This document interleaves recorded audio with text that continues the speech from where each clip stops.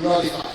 We thank you and we bless you and we entrust the program into thy hands. In the mighty name of Jesus, we pray with thanksgiving. Amen.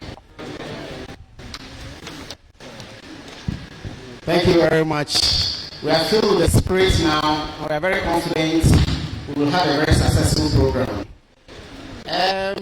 On the program, the MC, the late MC, who is set to arrive, Mr. Mumin Abdelhai, is supposed to introduce the chairman for the occasion. And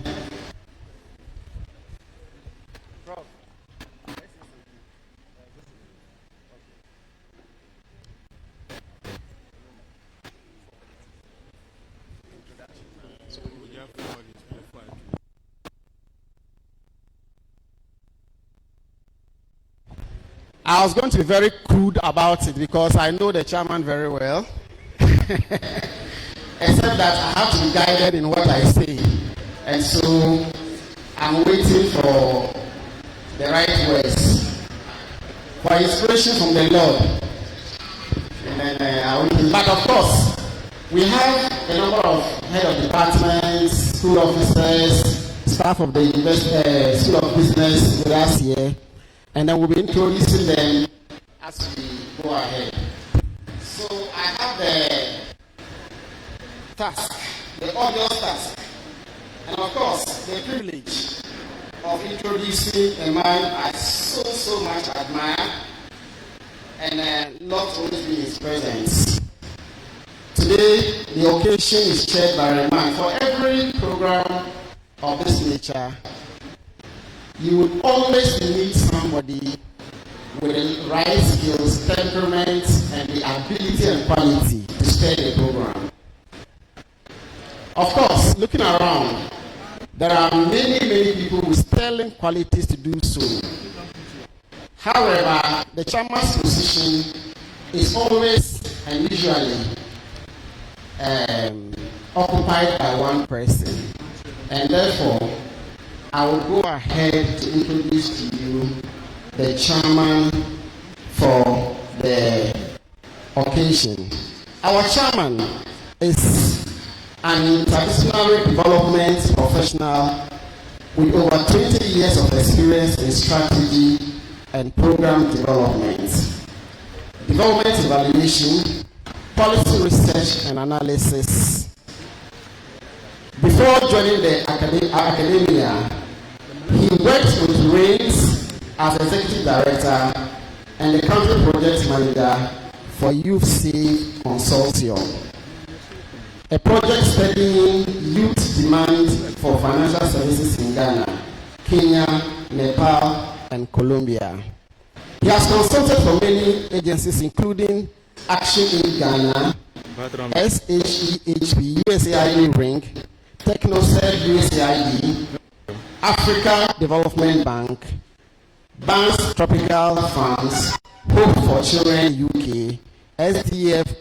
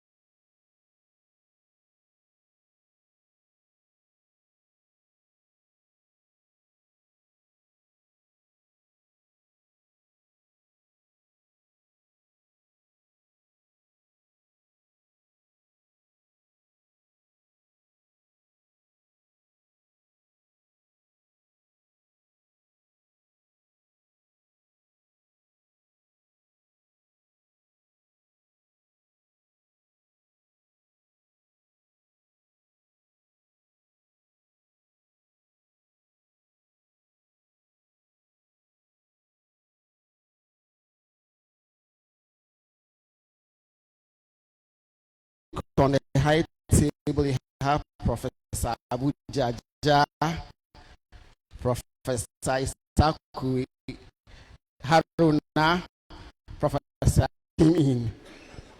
We are talking about achievements here. Please, let's enumerate some of his achievements.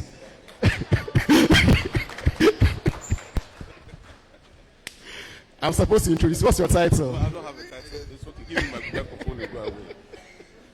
What hurts me about what he has said is not the content of the insults against me. It's the fact that all the professors here were laughing when he was insulting me. And I thought I had friends among the professors. It's okay, but it's payback time. We used to work in the media together, and I had the opportunity of being used by some reputable organizations as their brand ambassador. And so once in a while, I would appear in a billboard in Accra or in a newspaper, representing a certain brand. And I'm sure we are all here business people here, brand ambassador, And this is my friend Rashid here, who are allowed to talk to you for a while just to prop up his importance. But I didn't say anything. They said, no, you don't have to say anything. Moomin is the after of the soup. You are the before the soup. About is the fact that in less than a year after the establishment of the School of Business, which also means that in less than a year after he became the Dean of the School of Business, he won an international award, not just for himself, but for the university as well. The importance of that award meant so much to the management of the university that at one of our biggest congregation ceremonies, the Vice Chancellor awarded him as a man who represents the future of UDS. Let's give Prof. Osman Adam a round of applause as I welcome him to give us his welcome address. Prof, your audience. Thank you. Prof, you were laughing at me. No, there are two things. Either you are laughing at me or with me. You have to define your laughter. Was it at me or with me? So I know. I don't know which one to choose. Yeah, thank you very much. The Dean of Students, the Vice Dean, distinguished, the Vice Dean of Graduate School, distinguished invited guests, our keynote speakers, heads of departments, coordinators, and faculty members, and our esteemed MBA students. You are welcome. I want to digress a bit from the welcome address and give you a story I have always wanted to tell, but never had the perfect opportunity. I said, I'm him. Today's opportunity represents a very profound one. And as I indicated to those of you who were around when we were doing the orientation for the bootcamp, started out, none of our MBA programs were accredited. Graduate school, you didn't hear this. But I stand here today to tell you that 90%, almost all our MBA programs have been assessed. Only a couple, we are waiting for the certificates for only a couple. 90% of them, we have the certificates with us. So we want to assure you that you are at the place of excellence and you will never regret joining the School of Business. Now, to the MBA Business and Networking Bootcamp. If you look critically at the way UDS is structured, the third trimester system, that is one distinguishing feature of the university. So when we're crafting the MBA program, we thought to ourselves, let's look for a distinguishing feature that will distinguish our MBA program from all other MBA programs. Then the team came with the idea of the Business and Networking Bootcamp. Today, it has become our pride, it has become our philosophy, it has become an edition of our MBA Business and Networking Bootcamp. You are welcome.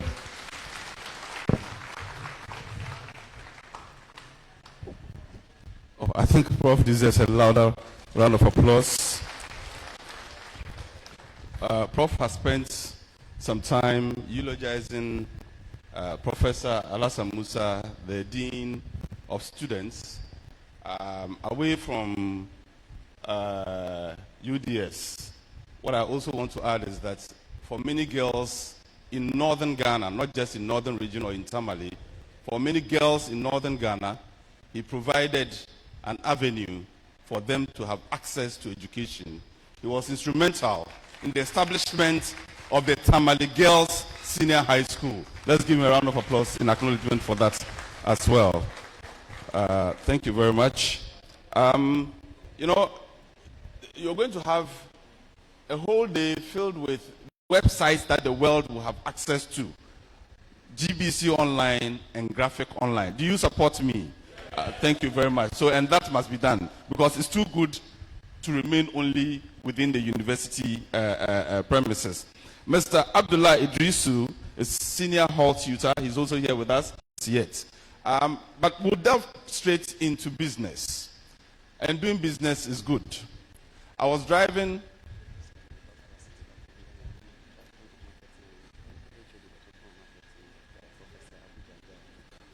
You introduce all of them. So. Dr. Asitek Agangaga. Dr. Asitek, please give us a wave. Doc is the head of department marketing, and Professor, you introduced Professor Abujaja earlier on. Thank you very much, Prof. We are grateful for your presence here. So we will delve straight into business, and whoever we have missed the opportunity of introducing as the event progresses, we will by all means do the right introductions. I was driving in Accra and I told the Vice Chancellor this story a few days ago. So I said, okay, bro, have you read the book? He says, yes, I have read it, but I didn't understand a thing in the book. That's why I'm still who I am. But I know you. If you read it, you understand. And it will change your life. I bought the book. It's been 20 days. I am still who I am. I didn't follow the right advice. And I hope that after listening to these persons, the experts who have been brought here, that your lives would be changed. Let's give them a round of applause even before I invite them to speak to us. Again, the first keynote speaker who will speak. No, we'll have the launch of the Business and Networking Bootcamp 2025. This, again, will be done by our chairman, Professor Alassane Musa. Of course, Prof, you will be supported by the Dean and the Vice Dean to do this for us. Please.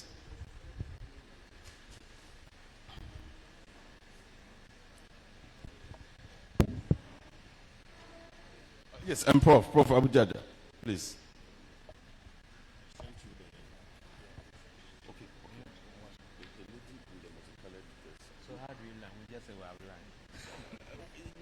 Something about the bootcamp, how important it is. Oh yeah, we have said that because we were late.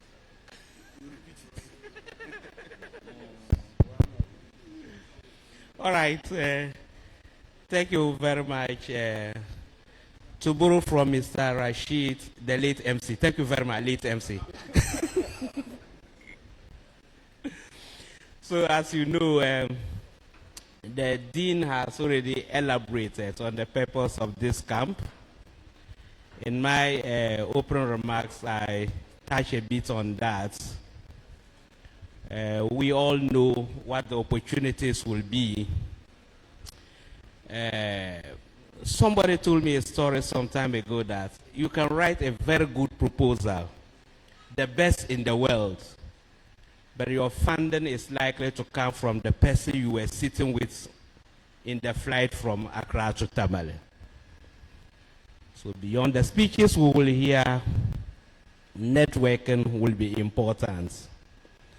And so I'm delighted that this camp is not just about telling you what to do in business, but inviting you to network with people here and people outside this place.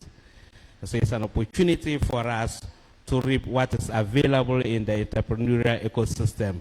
And I'm very sure we are all going to make use of that. On this note, I wish empowering women-led and youth-driven SMEs in Ghana through digitization and market access. With over a decade of experience, he has led mentors. Feels like a project defense. So you can imagine how tense I am at the moment. And that is why I'm not going to go academic. I'm just going to be telling you about myself, what I've done with myself over the years, my experiences that far, and also share a few things I have learned, from this very great lecturers of ours. So I'll be speaking on business growth, that is enterprise growth, sustainability and innovation.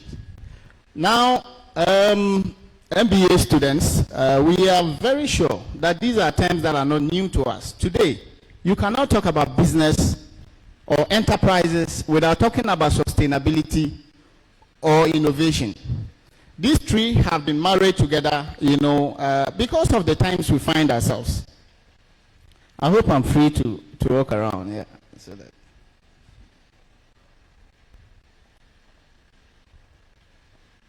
So I will not be projecting any slides. I'll just speak freely and share my experiences with you.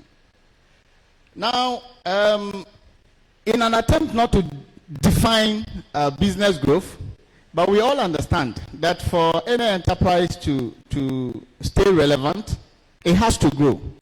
Because if you are not growing, you are dying. Today's 21st century globalization, digitalization, and the presence of the internet and all the technological advancements we have seen that far makes this true, that if you are not growing as an enterprise or as a business, then you are dying. And I know we have heard or seen many businesses growing up that we knew about that are no longer in existence. And so business growth basically comes in several forms: transforming your business, from one state to the other, expanding either in locations or geographical locations, or even, product offering, diversifying what kind of products you offer and all of that. But you just don't do this in isolation. It has to do with a good understanding of the people you serve. Business growth has to do with offering services people need and want, taking advantage of the times and delivering what the market requires. This is not possible without what? Innovation.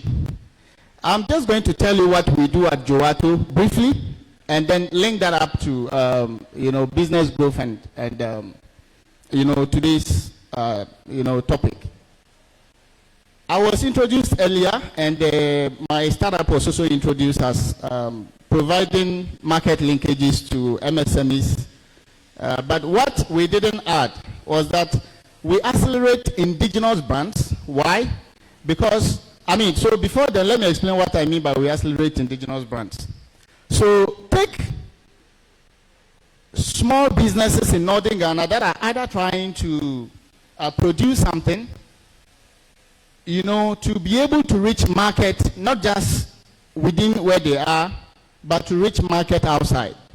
What we do at Jowato is adopt some of these promising businesses or startups, and then we accelerate them. Accelerate them means we support them with product development, developing the product to fit the market. What do people need?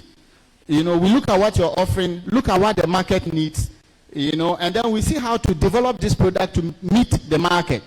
So we provide you with branding, storytelling, packaging support and all of that. And then we provide crucial market linkages. And when I say we provide crucial and sustainability. Now, when we identified that the market was changing, we thought to do an e-commerce platform that would basically provide wider market reach. But to do this, we already have a lot of e-commerce marketplaces, right? And I think it is one thing we need to talk about businesses today. When we just replicate where there's no need, we do not do any innovations to to make ourselves unique and create a niche for ourselves. We understood the time. We knew that people were talking about sustainability. Because today, climate change is real, right? Except Donald Trump. He doesn't. But for most people, sustainability is real. We talk about global warming. We talk about, preserving the environment. We talk about proper business ethics that does not harm the environment and guarantees sustainability, right? So we wanted to build an e-commerce, but we didn't just want to build just another website that didn't that didn't differentiate itself and fall in line with time. So what we did was that we built a website and incorporated a tree planting feature in it, right? So today, I can boldly tell you that Joato is the only website you go on to buy products, and there is a component of tree planting in it. So, you become, we are helping you become more sustainably visible, both businesses and then what? And customers. So just by shopping on Joato, you are doing what? You are planting trees. And we built a whole technological model that incorporated a transparent tree planting just by shopping, And this led us to, being nominated finalists in the Apps African Innovations Award. This is an international award that is based in Cape Town, South Africa. We have received several awards from UNDP, UNICEF and all of that. But it's not just about the awards. It is the recognition of something very important we are building for the future, right? Something that differentiates itself, from the access our products online. They equally go online and shop. So business growth, innovation and sustainability are joined together. Today, as young people, we all understand the difficulty we face around the areas of employment and all of that. There are no jobs, right? But quite frankly, I think that as young people who are studying courses in the area of business, I think it is important and imperative for us to look at various ways we can, find business opportunities and develop. And I think that there hasn't been a better time for us than now. First of all, information is readily available. Information has become cheaper for us than, it has been in the past. So access to information is available. Access to learning materials is available. And most importantly, we have the opportunity of learning from big businesses and then take those businesses and see how we can dismantle them and create other businesses. Let's look at a quick example. Let's take the story of Uber. Before Uber, you had the taxi business, which was a very booming business. In fact, take Tamale, for instance. Everywhere you went were taxis, right? Everywhere you went were taxis. So all over the world, it was a huge industry, for transportation. But an individual and his colleagues innovated around. In fact, those of you who don't know Blockbuster, it was more like an entertainment organization. So they provided entertainment services, renting DVDs, to people who wanted to watch movies but didn't want to buy. That was some kind of innovation. But then, the internet gave promise for expansion, right? And what did they do? But they with it. They approached Blockbuster and tried to sell a new idea to them, and they just laughed. They laughed off the table until these guys, so frustrated, left. But then, they started wanting to meet customers at their point of need, which was what? Sending the DVDs to their homes instead of, allowing that inconvenience of customers looking for them, tracing to shops, rental shops and doing what? And renting those DVDs. Now what happened? They started with a model of mailing the DVDs to what? To customers, which was better, but because of innovation, understanding the need to grow their business and reach more customers, they decided to build an online platform where individuals can stream from. Their customers no longer have to, receive DVDs by mail or go to Blockbuster to borrow movies, but just sit at the comfort of their homes and then stream live, from that app that they developed. This was what knocked Blockbuster out, and today Netflix is almost a household name. So it's a clear example that business growth depends on you understanding the needs of your customers, knowing what your customers are looking for, and then innovating your way to make it come in, and then innovate around these areas to be able to not only stay in business, but grow your business. Another thing I want to talk about mainly is sustainability. Today, people are very conscious about their footprints. They are very conscious about the harm they bring to the environment, because you see, someone said, we didn't inherit this earth from our grandfathers or our ancestors. We borrowed it from our children. There are many people who believe in things like this, and they care so much about the environment. They care about, things they are no longer seeing. They care about the changes and the impact, negative impact of businesses on the environment. So, and my children's children will see in the future. That is what these people are killing at the moment. So buying that is more or less supporting them and encouraging them to kill more buffaloes that are becoming extinct anyway. So he is not going to support that action. He's not a vegetarian. He loves meat so much. In fact, if I had my way, I'll call him a cannibal. But he is not going to buy in protest, so that he doesn't support, the extinction of buffaloes around the region. And I think there are many customers who are thinking this way. There are many of you here, I know you go to buy things, and when they are giving you paper polythene bags, you refuse to take them. Is that not the case? You refuse to take them because you know the effects of these things on the planet. So if you're a business, you need to understand that people are becoming conscious about some of these things, and they are looking for ways to mitigate that negative impact on the environment. And so if you're a business that doesn't take into consideration some of these things, then it is one way you are not growing, or you are not going to grow. It is definitely one way you are not going to grow. There are still businesses that do not accept mobile. These are all things that would inform, the growth of your business. So these two are not separable.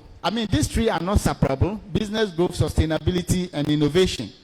But then it is left unto us to basically understand the trend, understand our customers, and then know how to deliver our goods and products to them. So there's someone here. I want to put him on the spot a little, because I know he's a very experienced business guy. As a business person, in fact, who didn't even believe in the white collar job?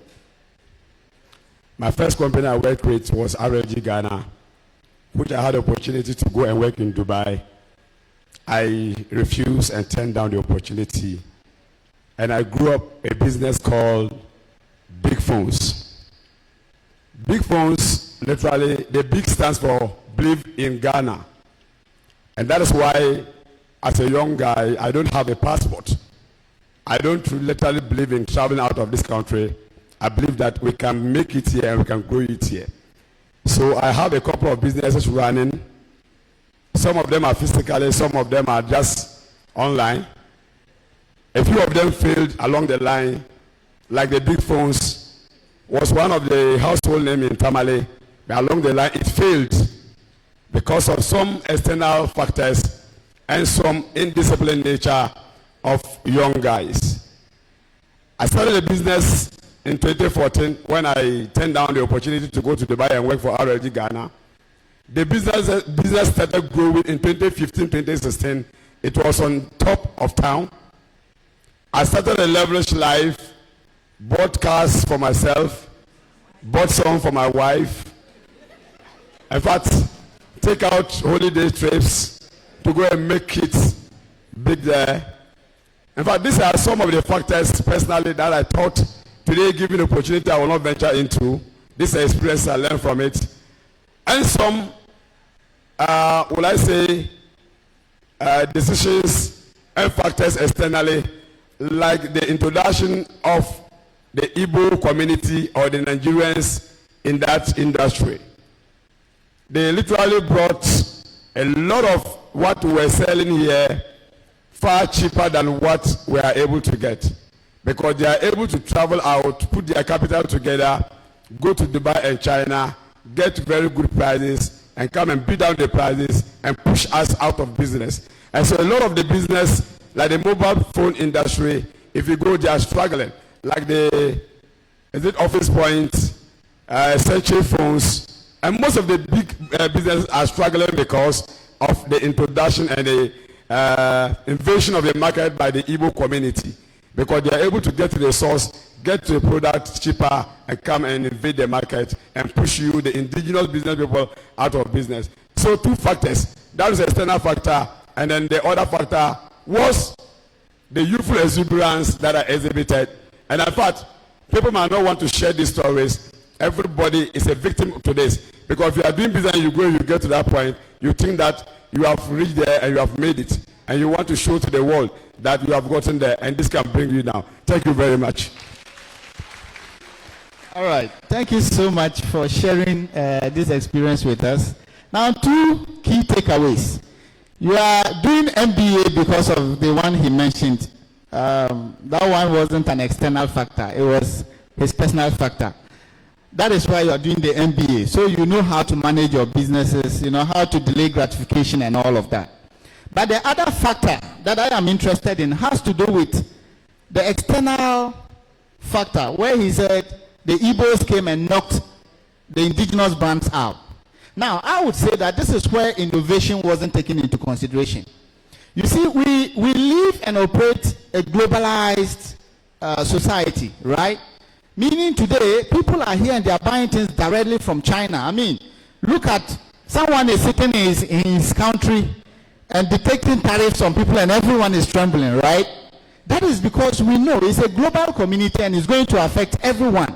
People are already talking about what? A global recession, you know, because of one person's actions. So indeed, you will not be able to stop competitors from coming into the market. But the best you can do is to find innovative ways to still reach your customers and grow your business. Now, if at the top of my head, if I were operating, I know if he knew what he knows today then, he probably would have adopted different ways of what? Of running this business.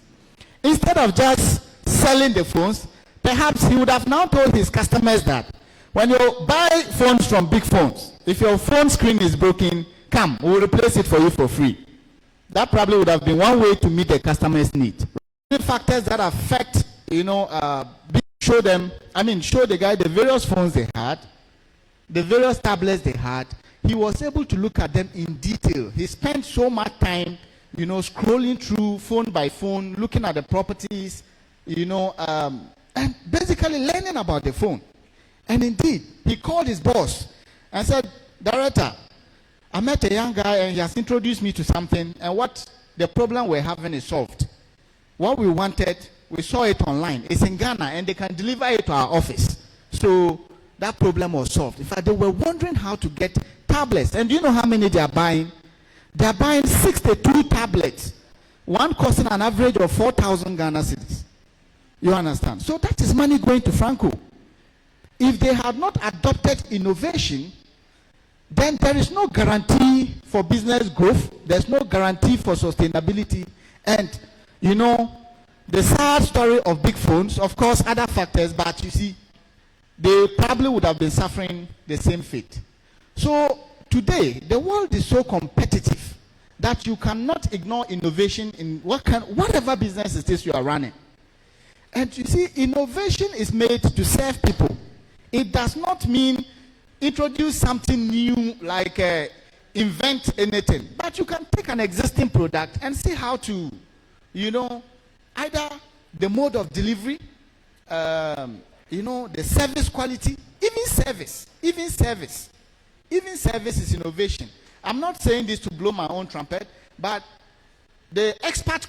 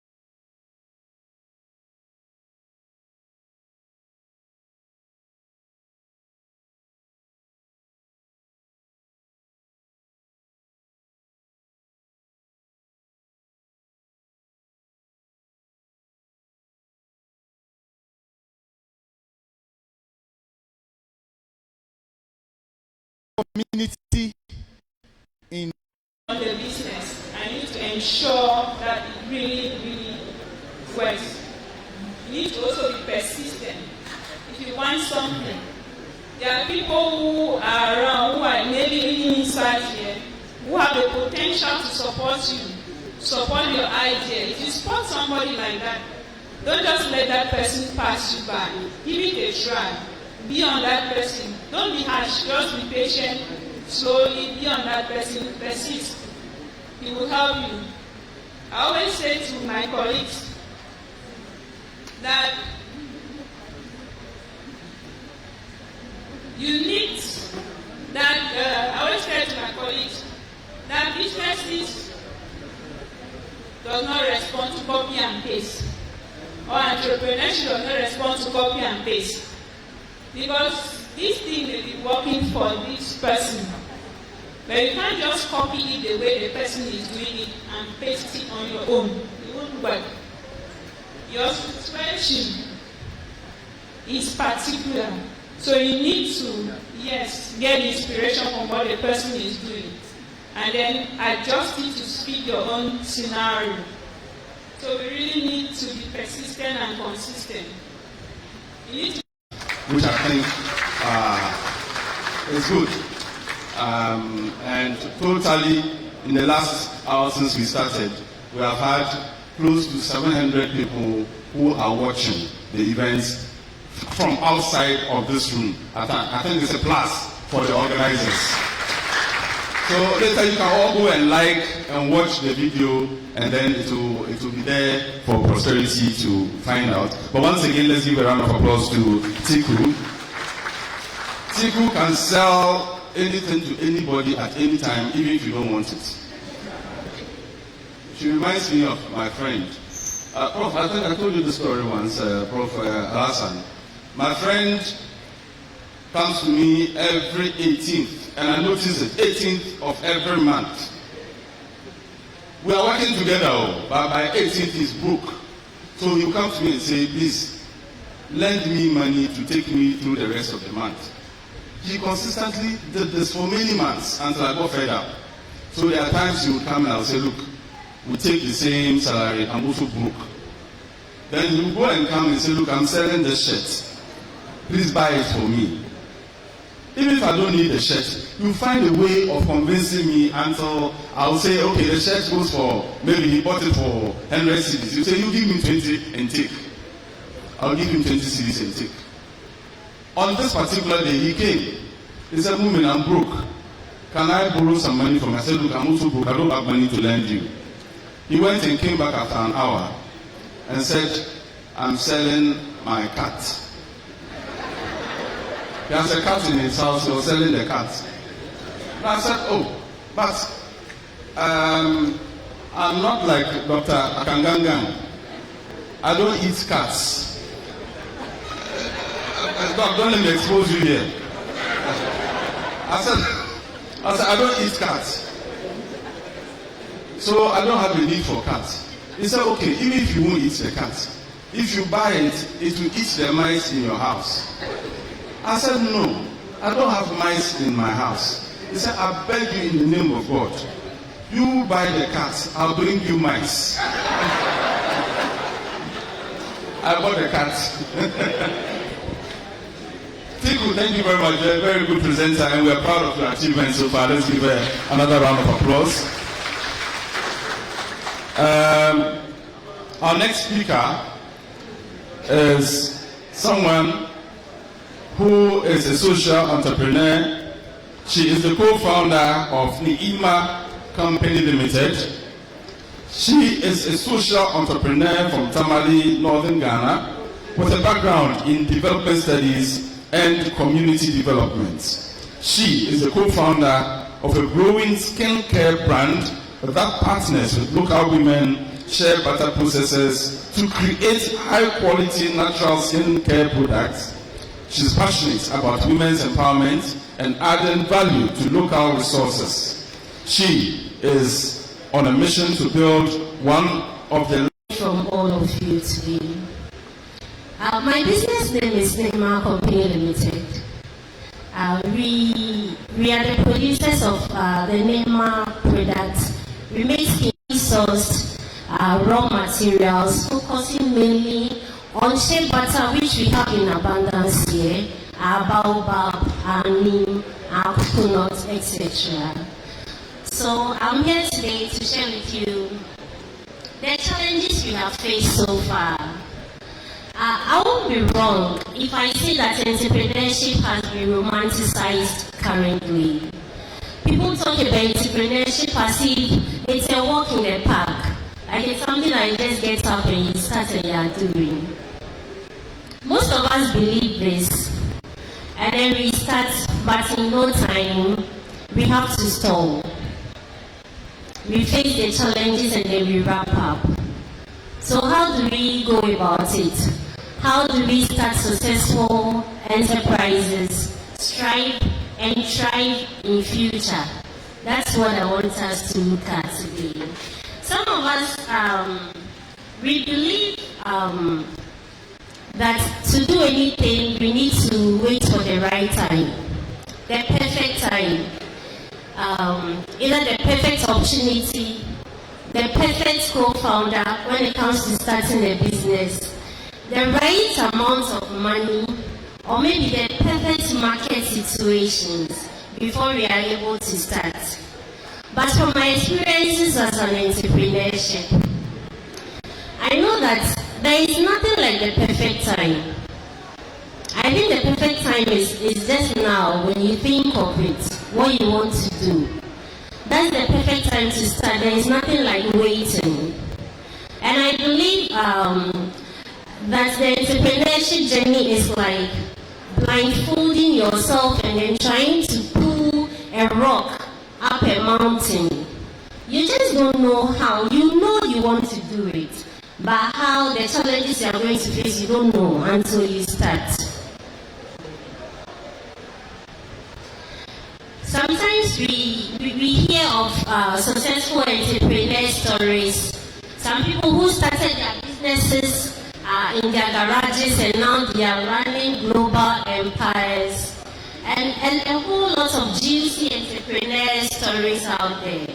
But what we fail to understand is that beyond all those beautiful stories lie challenges. None of them I was able to make it without trying to find ways to either jump or to bulldoze his or her way through those challenges.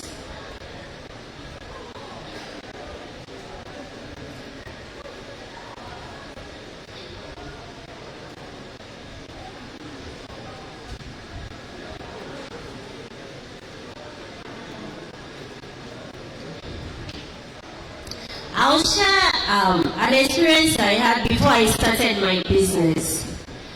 I was working, I had a boss. So there was this time I was talking to him and I told him how I wanted to start a business. But I didn't have money. My boss said something to me that I came to understand later on. He told me that, "Well, you don't need money to start a business." And I was like, how? Have you ever seen someone catch fish without fish? You need fish to fish. And he was like, what you need is adequate money. What you need is to understand what you want to do and why you want to do it. And if you're able to understand that well and put it on paper and sell it out well, you'll get someone who will fund it for you. And I took that advice. And that is what has been pushing me through since then. I understand that you are all MBA students. You've gone through the practicalities of businesses. But when it comes to the actual work, entrepreneurship is messy. It's a very messy thing. Like, it's something that if you are not mentally strong enough, you come out bent out. Like, you won't even recognize yourself at the end of the day. So let's, we are going to go through some of the challenges that I faced or that you are likely to face when you start your entrepreneurship journey and how I was able to maneuver my way through it.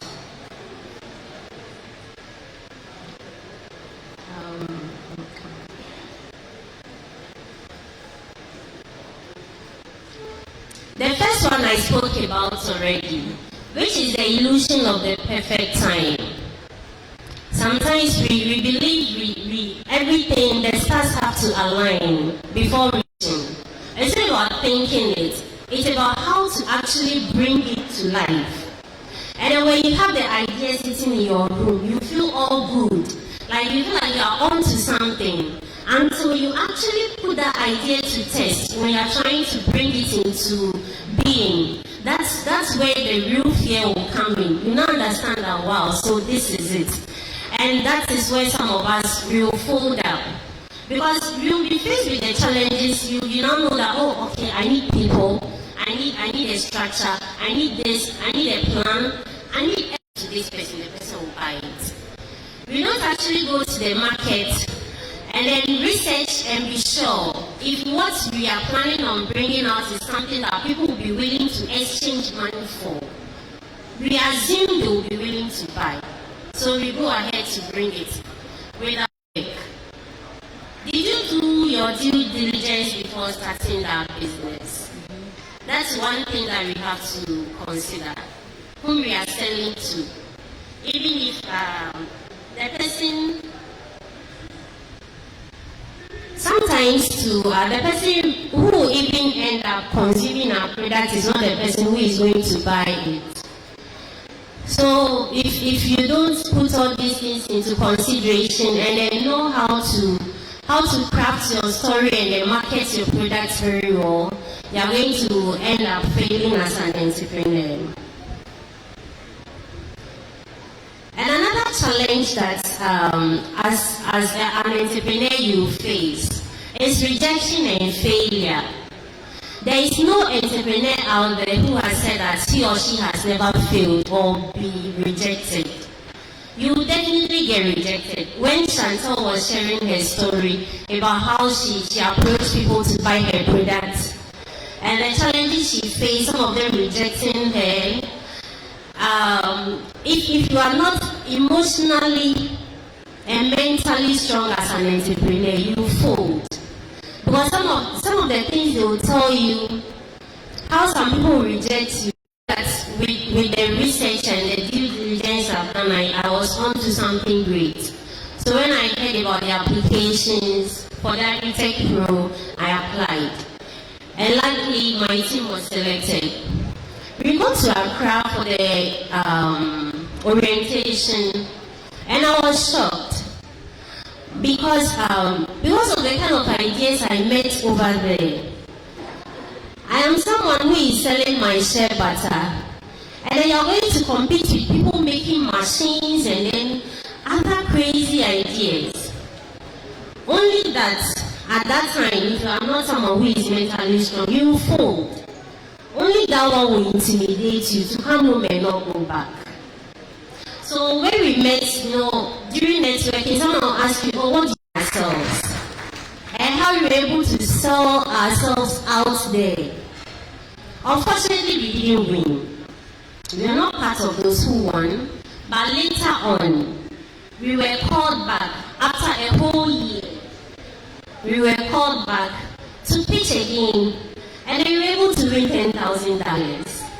Meanwhile, those with their big machines and all those things, they weren't able to win anything.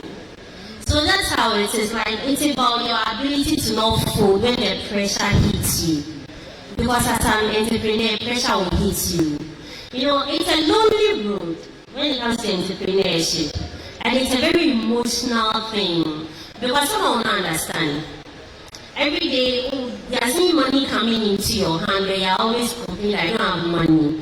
That's when you're like, the money is not for me, it's for my business. And so I know you think that you're stingy or something, but you know what you are looking at and where you want to get to. So you can't even touch what you are seeing. And nobody understands you. That's the painful thing, especially when you start. Some will be like, about this one, just stop and do this or that. No one understands you, so it's kind of a lonely thing, and it's only you on that road. So you need, I know that you have gone through the best of the theoretical aspects of starting a business, but one of the most important things when it comes to starting and sustaining a business is your mentality and your emotional intelligence, else you fold. I will share during my time at the Cosmos Innovation Center, we were taken to the Army Recruit Training School for a week. And when they took us there, all of us were wondering, me, I'm an entrepreneur. I just want to make something and sell, make money, make an impact on my society and everything. Why are you bringing me to where they are training soldiers? Like for what? We didn't understand.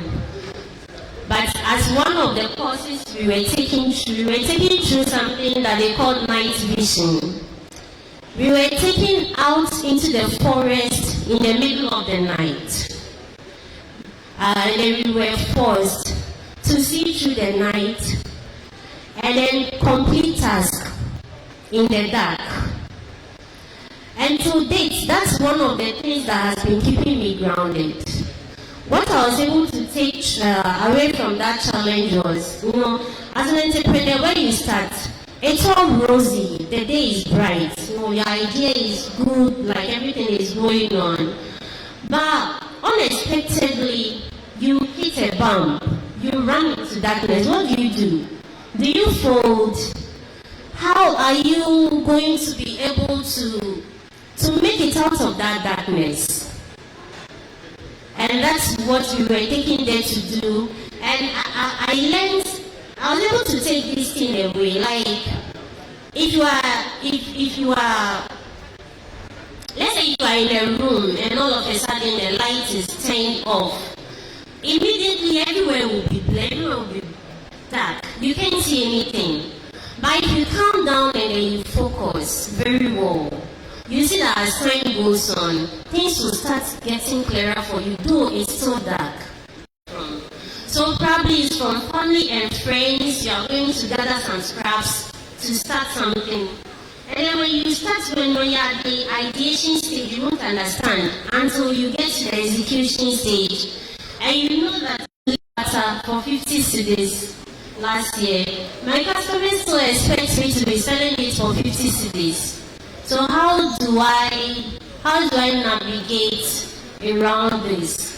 If you're not lucky, you end up working for nothing. You even borrow and put it inside and nothing will come out. And then we decided to start processing our own butter around late last year and early this year. We've always been working with the women to source from them. So what we decided to do was, as we are scaling up, we can continue sourcing from them. So what we decided to do was to engage some of these women so that we will procure the nuts, give it to them to process it. Yes, if you are lucky, you could be getting more than 40. Even if it's not doing you at least 30, over 35 you should get. We were giving 26 kilos and some were not even up to. And we were happy, we thought we were on to something good. And it's as I said, one of the worst decisions we ever made. So we had to find a way to get someone who buys outside and even with that, we couldn't make anything. So if you are met with something like this as a beginner, what do? You are just going to be shaking. Because it could be all your capital you put in buying that thing. And statistically, 9 out of every 10 startups fail in the first year. We are not able to scale through.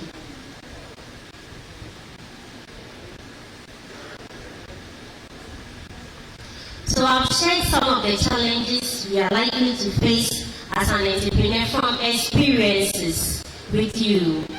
So the question now is, how do you navigate through these challenges if you are faced with them?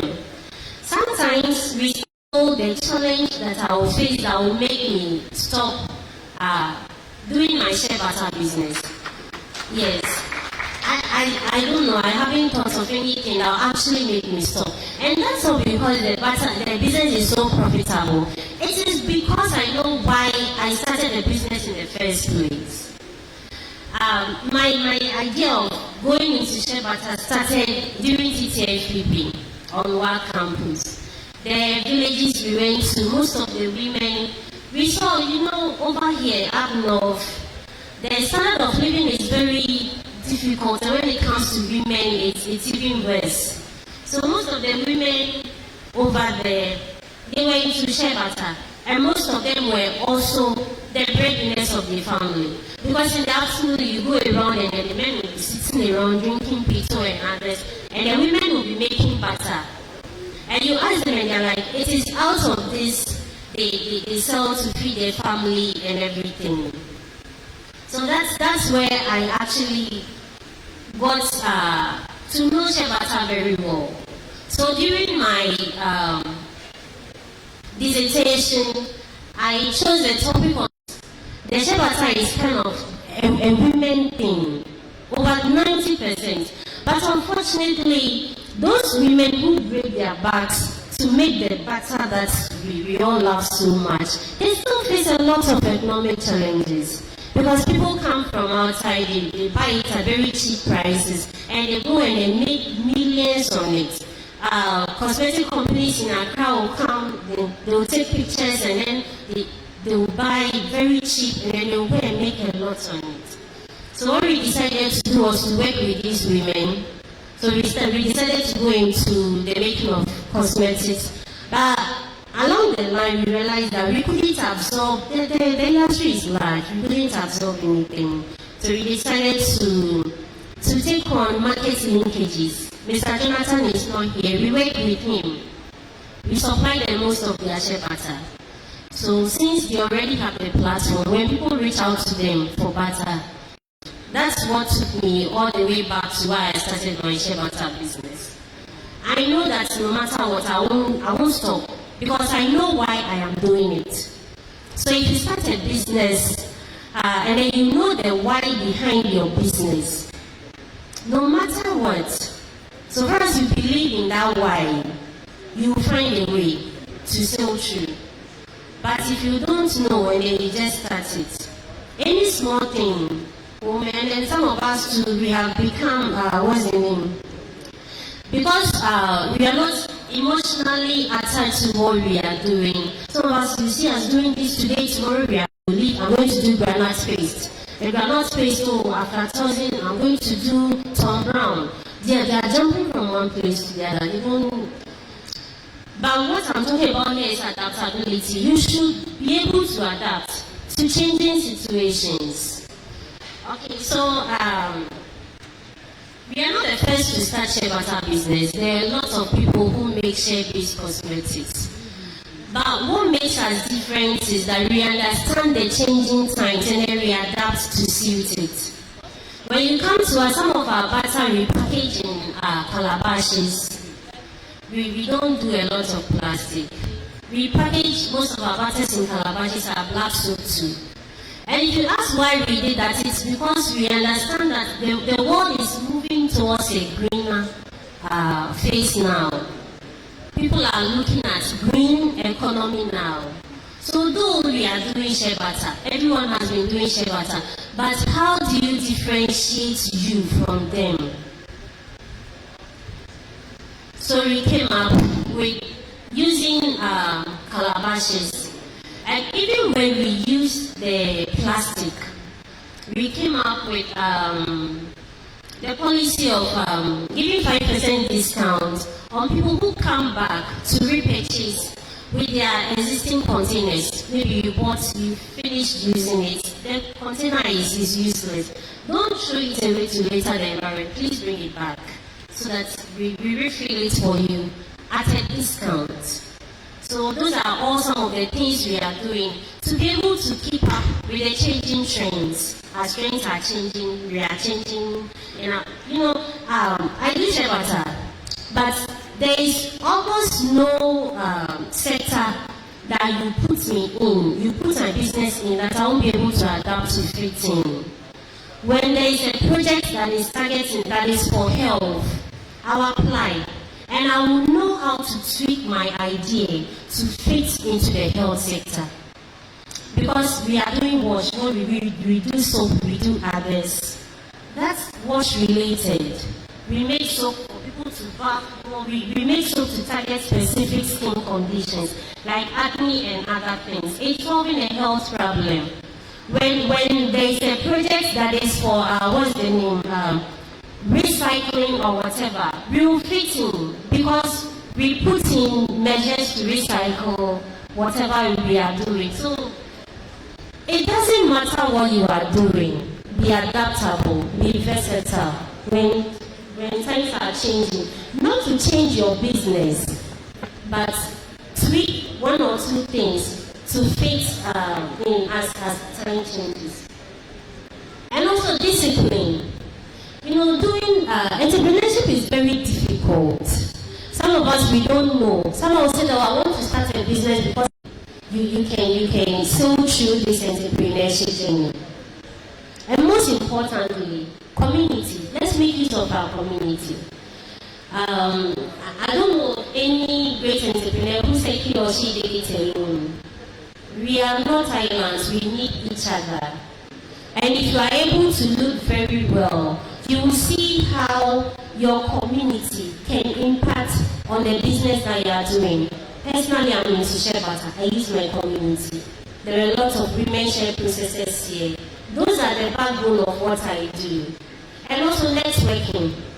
You need to network. My business is very small, but when it comes to entrepreneurship ecosystem internally, I can say more than half people don't know about us. They do. And it's not because we have been it for a very long time, but because we make sure that we leave a little part of us everywhere. Everywhere we are there. Unless I go here, even if I'm not invited, I'll go and I'll let you know that it's not Shebata. So people get to know. A few people in the entrepreneurship ecosystem internally know that my name is Salwa. They call me Neema. And I like it. That's my business name. Everybody calls me Neema. They think that is my name. But that's my business name. And I like it that way. So the next big customers, so you make use of them. That's the thing.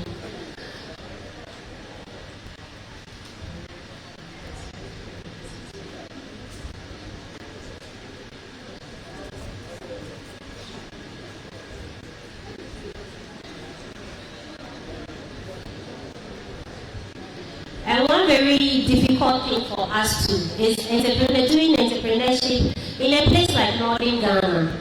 I know that not all of us will do our businesses in Northern Ghana, but we are in Northern Ghana, so we should factor that in. Doing business in Northern Ghana is like, but most of my packaging materials, I do a business internally. Most of my packaging materials I have to source from Accra. Most of my raw materials, aside the locally sourced one, I have to source from Accra. And I'll pay delivery for it. Everything is so difficult. And sometimes the annoying thing is you need a packaging material. You go to this shop, you get small. You go here, you get small. And then you can go to Accra in and out all the time, so you have to buy online. So this one, you pay delivery fee for this, delivery fee for that. At the end of the day, you're exhausted. Your money is so... It's difficult doing entrepreneurship internally. We don't only hustle. Entrepreneurs internally, we don't only hustle. But we push to strive and also compete with those down south who have a lot of opportunities available to them already. So please, I know that when it comes to theory, I don't have anything on you, but when it comes to practicals, I'm just going to beg all of us that as we go out there to think of starting our businesses, let's prepare. Because it's not going to be easy. Emotionally, you should be ready. Because sometimes something will happen that emotionally you are down. But a customer needs products. What are you going to do? Are you going to say that, I'm sad, I can't make for you? How long will you stay in business?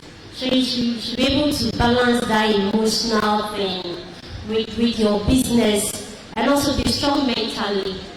That's the only way we can survive. And most importantly, when it comes to surviving challenges as a business, the scenario I gave about night vision personally has been my most my most important companion when it comes to sailing through my entrepreneurship distance. Because challenges have come, but when you sit down, you focus very well, you'll be able to find a way to navigate through all that. So, in closing, I'd like to thank all of you for having me, and I hope we are all able to take something from what we just discussed. I don't know, because of limited time, so we can take questions. So, thank you very much.